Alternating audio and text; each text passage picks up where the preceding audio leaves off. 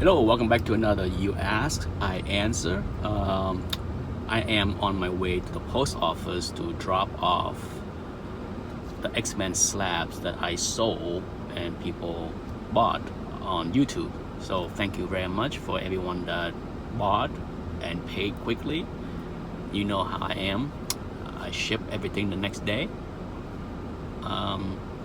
in safe boxes. But I want to take this opportunity to answer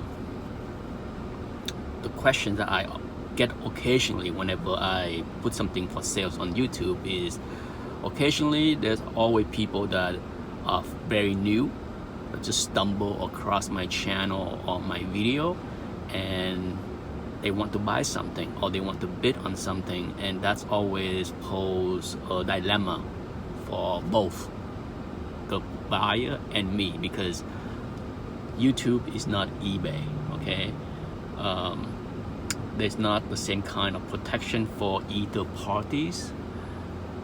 For buyers, okay, for buyers, I always advise people that if you are buying from stranger, even me, okay, you don't know me, don't pay with personal PayPal, because then there's no recourse for you if the seller turned out to be not good, it's a scam, or the deal went bad, or whatever it is. Okay, so be very mindful. If you knew and don't understand PayPal very well, personal PayPal doesn't offer the same kind of protection as regular PayPal when you pay for goods and services. Okay, so keep that in mind. That's why I don't ask for personal PayPal, because I am willing to eat the 3% fee for your peace of mind. Okay, let me park the car and drop off the box and then continue the video. Okay, I'm back. And if to continue, if you're new to my channel, then we need to build trust, right? Unfortunately, that's the way it is. It has to be. I want to be protected. You have less to worry than me, because I have been on YouTube. I have sold a lot of stuff. I have a track record compared to you. That's not to say that you are not trustworthy, okay? So how do we go on and build the kind of trust that you can buy something from me? There's a couple of ways. I'm not very active on Instagram, so I'm not sure how useful your activity is on Instagram would be. But if you're active on Instagram with other Instagrammers, I think that's what they call themselves, and those Instagram people are also on YouTube, certainly feel free to let them email me to give you reference, okay? But even that's not a big deal, okay? To me, reference is not a big deal. As far as I am concerned, the best thing for me to protect myself when it comes down to selling to a stranger is no personal PayPal. Even with regular repeated clients, I don't do personal PayPal, okay? I don't. That's just not how I ask for things. Second, signature delivery, even on cheap stuff, because the way I look at things, if I ship something to somebody that I don't know, and if that person turned out to be a scammer, he or she could easily claim the postman drop off the box and somebody took it from the porch. There's no way for me to prove that.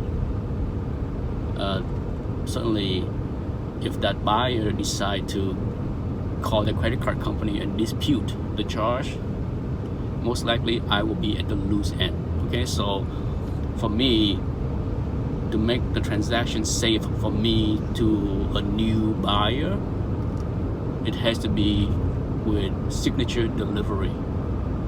And sure, it costs a few extra bucks to ship, but that's what the cost of trust is. Okay, there's no other way around it. I've thought about this every time someone new asks how they can buy something from me, and at the end of the day, it's about buying trust, gaining trust.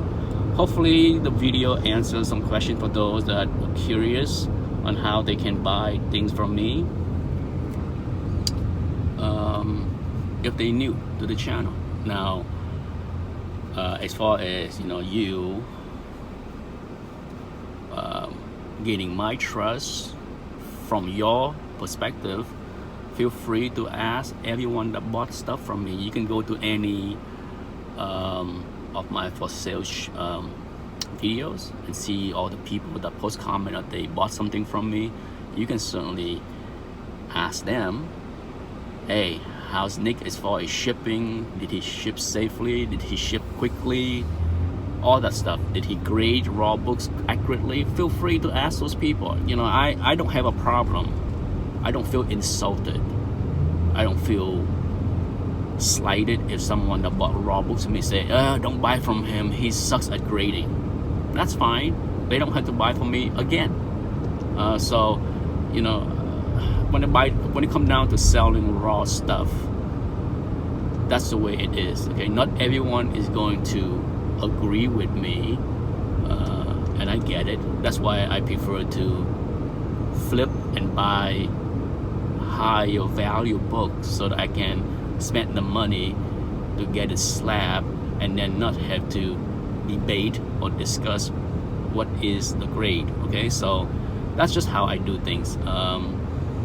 Feel free to suggest anything else that you think I could do differently, as far as selling to a new buyer. I mean, I'm always open to suggestion. I've thought about it, but to me, at the end of the day, I felt that getting a signature is the best thing, because then there's a track.